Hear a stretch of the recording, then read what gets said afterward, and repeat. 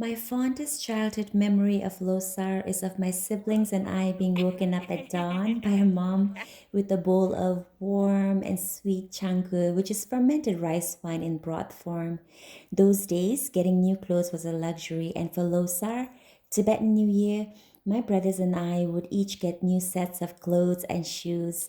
I remember sleeping with my brand new pair of shoes right next to my pillow, so excited at the thought of wearing them and hanging out with all of my cousins for the next couple of days.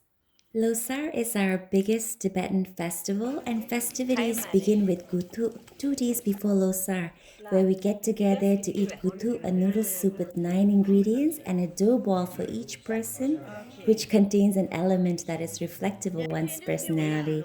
For example, I got wool this year, which means patience and calmness, and that's an effigy right there.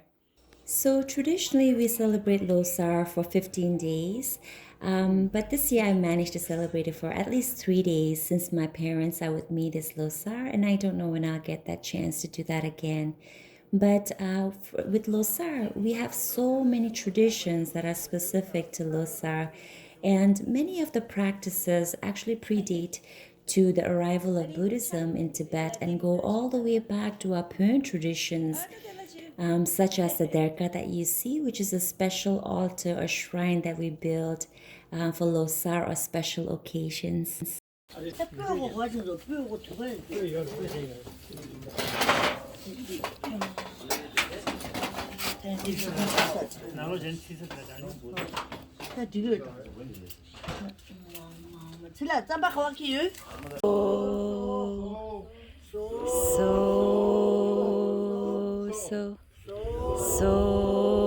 So, Kiki Sosol, Hagelo.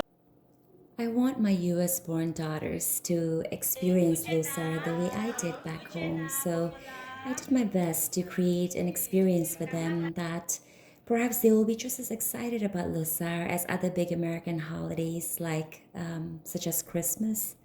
For Tibetans in exile, it is easy to lose touch with our roots as many of us hold refugee or immigrant status, so there is that natural desire to assimilate with the dominant culture and ways of our host countries. So this Losar, I tried my best to share as many recipes and tutorials on my YouTube channel with the hope to enable younger Tibetans to easily follow our Losar traditions.